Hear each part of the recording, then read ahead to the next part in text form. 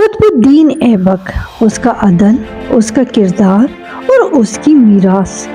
قطب الدین ایبک کی حکومت طویل نہیں تھی، مگر دلوں میں رہ جانے والا اثر ہمیشہ عرصے تک قائم رہتا ہے۔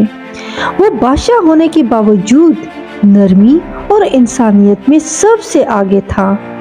وہ اپنے دربار میں وزیروں اور سپاہیوں کے ساتھ ساتھ عام لوگوں کو بھی برابر کا مقام دیتا تھا۔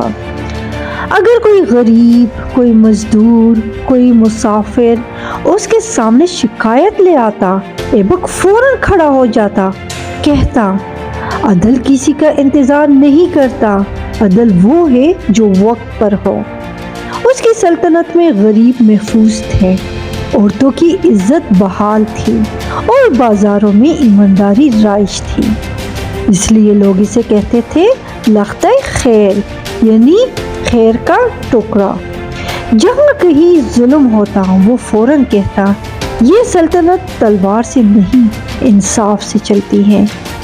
اس کی موت، ایک دن وہ کھیلتے ہوئے گھوڑے سے گر گیا، چوٹ شدید تھی اور وہ اس دنیا سے رخصت ہو گیا، لیکن اس کی چھوڑی ہوئی روشنی آج بھی باقی ہے۔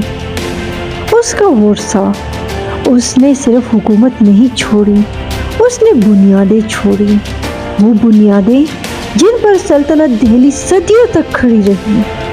قطب مینار آج بھی کھڑا ہے، پتھر سے بنے ہوئے مینار کی طرح نہیں، بلکہ ایک پیغام کی طرح۔ انسان کا مقام اس کی پیدائش سے نہیں، اس کے کردار سے ہوتا ہے۔ غلام بادشاہ بن سکتا ہے اگر دل بادشاہ ہو۔